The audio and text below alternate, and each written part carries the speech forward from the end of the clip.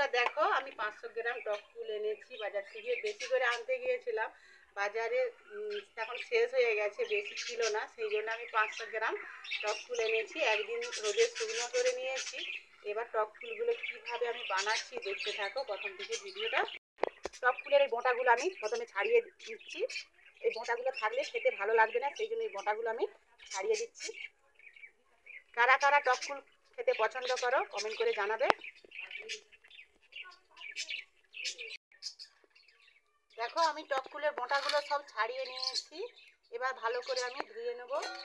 জামবাটিতে আমি জল নিয়েছি, এবার ফুলগুলো ভালো করে আমি ধুয়ে নেব।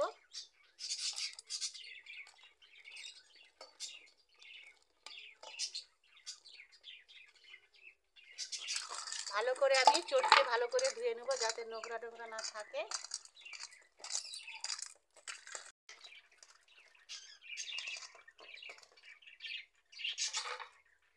ভালো করে ধুয়ে নিয়েছি, এবার তুলে নিচ্ছি।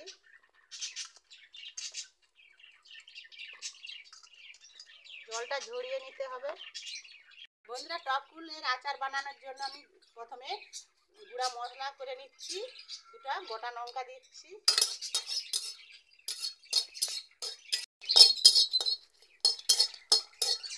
লঙ্কাটা একটু ভালো করে ভাজা হোক, তারপরে আর জিরা পাঁচফোড়নটা দিচ্ছি।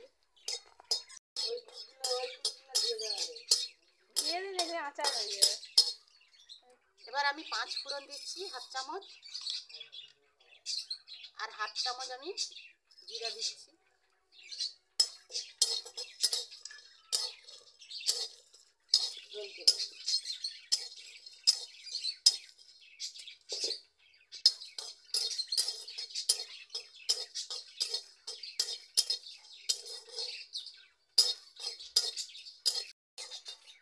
ভাজা মশলাটা ভাজা হয়ে গেছে, এবার আমি নামিয়ে নিচ্ছি। কড়াইতে আমি 1 চামচ তেল দিচ্ছি, সরষের তেল, একটা তেজপাতা, একটা গোটা লঙ্কা, অল্প করে 5 ফোড়ন। ফুলগুলো আমি এবার কড়াইতে দিয়ে দিচ্ছি।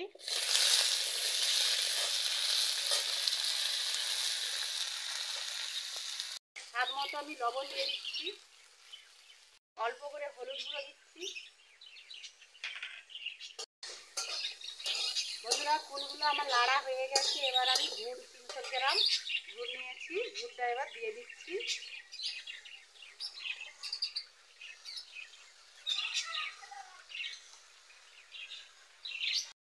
অল্প করে জল দিয়ে দিচ্ছি।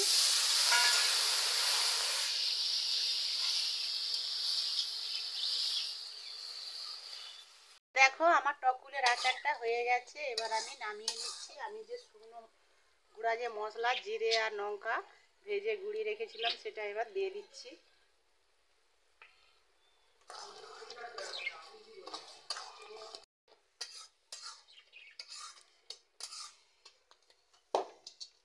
নামিয়ে নিচ্ছি।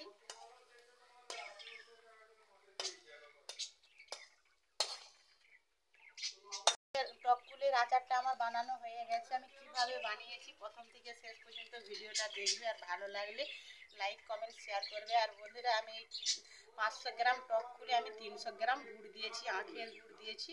বন্ধুরা তোমরা চিনিরও বানাতে পারো, আর ভালো লাগলে একটা লাইক করে দিবে।